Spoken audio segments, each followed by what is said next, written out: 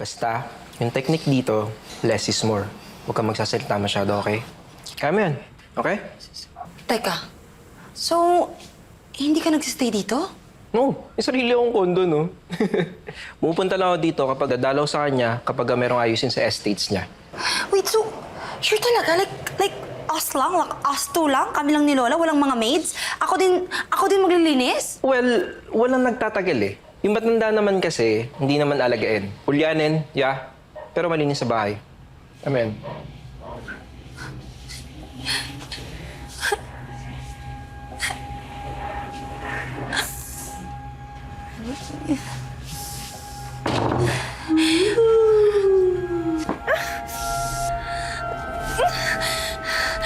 Nakakatakot naman tong bahay na. Haunted house pa to. Sino ka? Anong ginagawa mo sa bahay ko? Anong ginagawa mo sa kwarto ko? Anong ginagawa mo? Lola, please, huwag po kayong malakot. Sino ka, ha? Anong ginagawa mo sa kwarto ng apo ko? Lola, ako po si Amanda, yung apo niyo po. Hindi ikaw si Amanda. 1 taong gulang pa lang yung apo ko. Baby pa. Matagal na po kasi yun. Pero ako po to, ito na po ako ngayon. Ah, ganun ba? Sino ka? Ang nagawa mo sa kwarto ng apo ko?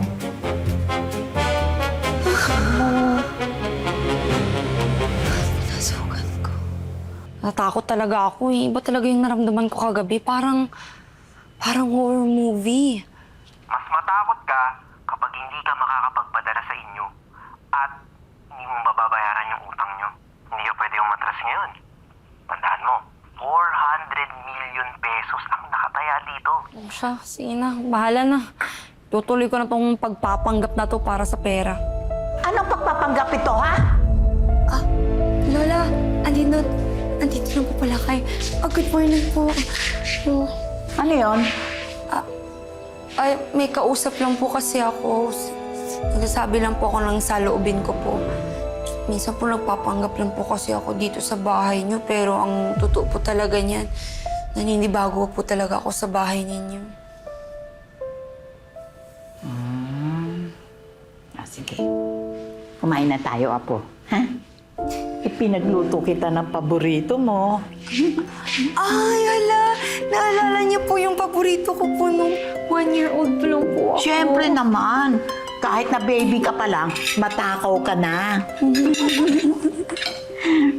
Eto, ha? Susubuan kita. Marunong na po ako? Kahit na, pag sinabi kong susubuan kita, susubuan kita. Naintindihan mo? Opo.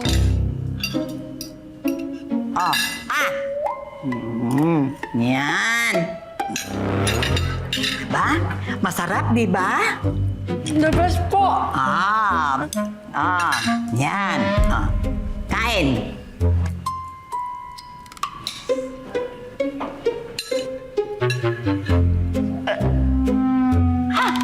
Ano yung ginagawa mo? Ikaw talaga. Ang bilis mo ma-distract kapag kumakain. Kain ka lang ng kain para ikaw ay maging malusog at masigla. Very good! Alam mo ba, magaling sumayaw ang mama mo. Kaya nung ipinanganak ka, kahit na malinggit na sanggol ka pa lang, salitang kami sa pagsasayaw sa'yo. Ito ang paborito mong sayaw. At madali kang matulog kapag isinasayaw ka ng mama mo. Sayang nga lang. At hindi na inabutan ng mama mo ito.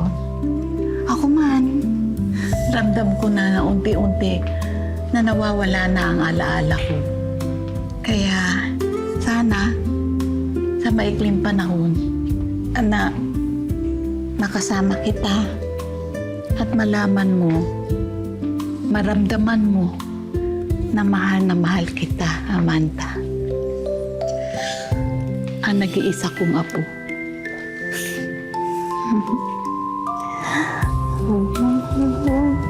na mahal din po kita, Lola. Lola? Ano po nangyayari sa inyo? Tahan na po. Tahan na po, Lola. Lola? Lola! Lola!